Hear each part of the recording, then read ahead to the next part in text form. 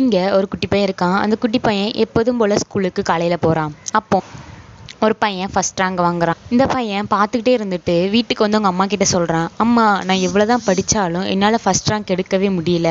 எப்பவுமே அந்த பையன் தாம்மா ஃபர்ஸ்ட் ரேங்க் எடுக்கிறான். நான் எவ்வளவுதான் முயற்சி பண்றேன், நல்லாதாம்மா படிக்கிறேன், ஆனா என்னால ஃபர்ஸ்ட் ரேங்க் வாங்கவே முடியல, ஏம்மா அப்படின்னு அந்த பையன் கேட்குறான்.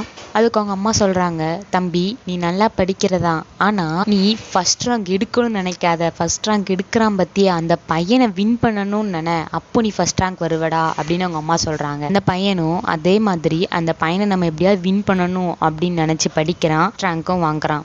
அதுக்கப்புறம் அவங்க அம்மா சொல்றாங்க, பாத்தியாடா நீ ஃபர்ஸ்ட் ரேங்க் எடுக்கணும்னு நினைச்ச, ஆனா உன்னால முடியல. ஆனா அதே இது நீ வின் பண்ணணும்னு நினைச்ச, பாத்தியா ஜெயிச்சிட்டல. இங்க பாருடா, நீ வாழ்க்கையில இவங்கள மாதிரி இருக்கணும்னு நினைக்காதான், அவங்கள விட மேலா இருக்கணும்னு நினை, அப்போ உன்னால வாழ்க்கையில சாதிக்க முடியும் அவங்க அம்மா சொல்றாங்க. இந்த பையனோட அம்மா சொன்னதை பத்தி நீங்க என்ன நினைக்கிறீங்க அப்படின்றத கமெண்ட்ல சொல்லிருங்க.